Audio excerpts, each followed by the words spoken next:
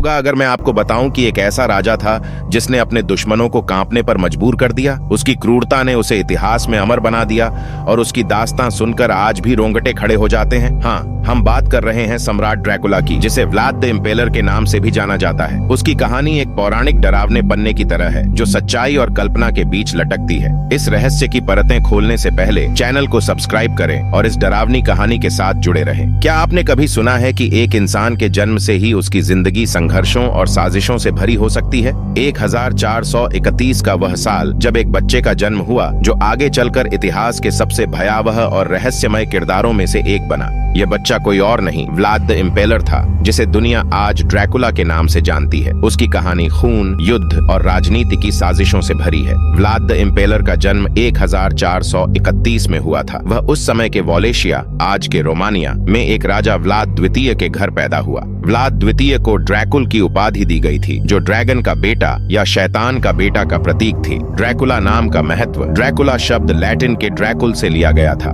Vlad का नाम Dracula पड़ा, जिसका अर्थ ड्रैकुल का बेटा है। यह नाम ही बाद में उसकी पहचान बन गया, जो डर और रहस्य का पर्याय बन गया। व्लाद का बचपन बहुत कठिन था।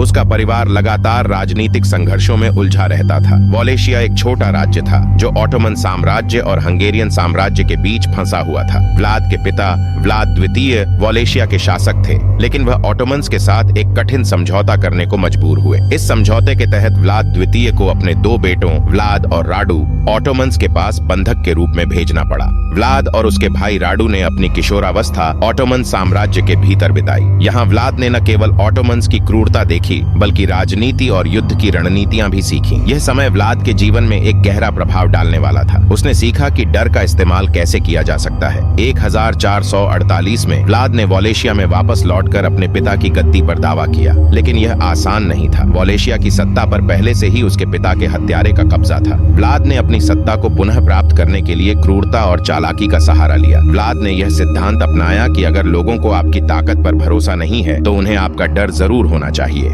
उसने अपनी ताकत और क्रूरता का प्रदर्शन करके दुश्मनों को खत्म किया। व्लाद की यह नीति आगे चलकर इम्पेलिंग, भाले पर चढ़ाकर मौत के रूप में जानी गई।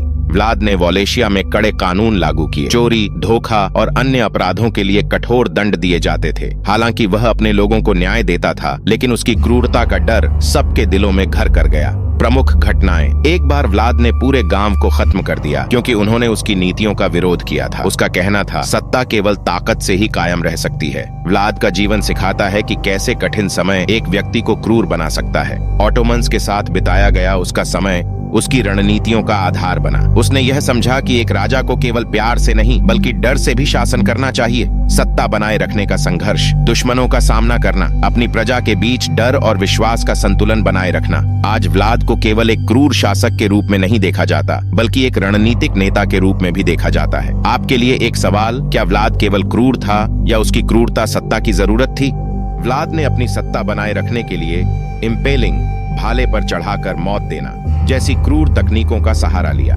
इम्पेलिंग का उद्देश्य दुश्मनों को डराना, विरोधियों को खत्म करना, अपनी ताकत का प्रदर्शन करना। डर केवल ताकत का सहायक नहीं था, बल्कि यह व्लाद की रणनीति का मुख्य हिस्सा था। एक ऐतिहासिक घटना। व्लाद ने एक बार 20,000 से अधिक दुश्मनों को एक जंगल में इम्पेल करवाया। इस घटना को forest on off the impelled के नाम से जाना गया। इस भयावह नजारे को देखकर दुश्मन सेना बिना लड़े ही भाग गई। व्लाद का मानना था कि डर को प्रभावी रूप से इस्तेमाल करके सत्ता को सुरक्षित रखा जा सकता है। वह केवल दुश्मनों को नहीं बल्कि अपनी प्रजा को भी कड़े नियमों के जरिए नियंत्रित करता था। अगर मैं लोगों से प्यार की उम्मीद करूं तो वे मेरी ताकत का सम्मान नहीं करेंगे। चोरी, झूठ और विश्वासघात के लिए कठोर सजा दी जाती थी। एक कहानी के अनुसार उसने एक सोने का प्याला सार्वजनिक कुएं के पास रखा और घोषणा की कि जो कोई इसे चुराएगा उसे मौत दी जाएगी। वर्षों तक वह प्याला वहीं रखा रहा और किसी ने उसे चुराने की हिम्मत नहीं की। व्लाद की क्रूरता के पीछे का उद्देश्य सत्ता को स्थिर रखना और अपनी प्रजा की सुरक्षा सुनिश्चित करना था। क्या वह केवल एक तानाशाह था या वह अपने समय का एक दूरदर्शी नेता था? उसने अपने राज्य में शांति और कानून व्यवस्था बनाए रखी, लेकिन इसका मूल्य उसकी प्रजा को डर के रूप में चुकाना पड़ा। व्लाद का यह दृष्टिकोण था कि एक शासक को केवल ताकतवर नहीं बल्कि अडिग और निर्मम भी होना चाहिए। ऑटोमन साम्राज्य में बिताया गया उसका बचपन और वहां की क्रूरताएं उसके मानसिक दृष्टिकोण को और कठोर बना गईं। आपके लिए एक सवाल, क्या क्रूरता वास्तव में एक राजा की ताकत होती है या यह केवल सत्ता बनाए रखने का एक साधन है? ड्रैकुला। यह नाम सुनते ही हमारे दिमाग में एक पिशाच की छवि उभरती है। क्या यह सच है या यह केवल एक कहानी है? इस अध्याय में हम जानेंगे कि कैसे व्लाद द इम्पेलर एक ऐतिहासिक व्यक्ति से पौराणिक पिशाच में बदल गया। ब्रैम स्टोकर का 1997 में लिखा गया उपन्यास ड्रैकुला ने व्लाद द इम्पेलर की छवि को पूरी तरह बदल दिया। क्या व्लाद वाकई पिशाच था या यह केवल कल्पना की उड़ान है? ब्रैम स्टोकर ने व्लाद की क्रूरता और डरावनी कहानियों को अपने उपन्यास में इस्तेमाल किया। यह उपन्यास काल्पनिक था, लेकिन इसमें व्लाद की कुछ वास्तविकताओं को भी शामिल किया गया था। वह एक ऐसा पिशाच था जो अमर था और इंसानों का खून पीकर जिंदा रहता था। इस किरदार को व्लाद की क्रूरता और खून खराबे से प्रेरित किया गया। समानताएं, दोनों को डर का प्रतीक माना गया। दोनों का संबंध खून और हिंसा से था। दोनों का संबंध ट्रांसिल्वेनिया से जोड़ा गया। व्लाद एक ऐतिहासिक शासक था, जबकि ड्रैकुला एक काल्पनिक पिशाच है।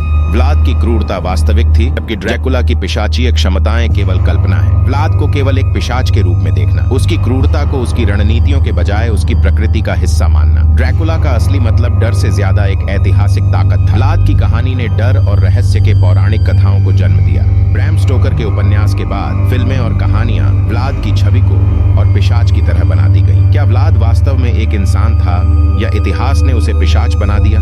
आज भी व्लाद द इम्पेलर को लेकर चर्चा होती है। वह इतिहास के पन्नों में एक क्रूर शासक और डरावनी कहानियों में पिशाच दोनों के रूप में मौजूद है। व्लाद की कहानी हमें सत्ता, डर और क्रूरता के जटिल संबंधों को समझने का मौका देती है। व्लाद द इम्पेलर की कहानी सच्चाई और कल्पना का एक मिश्रण है। वह केवल एक क्रूर राजा नहीं था, बल्कि एक रणनीतिक नेता भी था। उसकी छवि को पिशाच के रूप में बदलना उसकी विरासत का एक नया पहलू बन गया।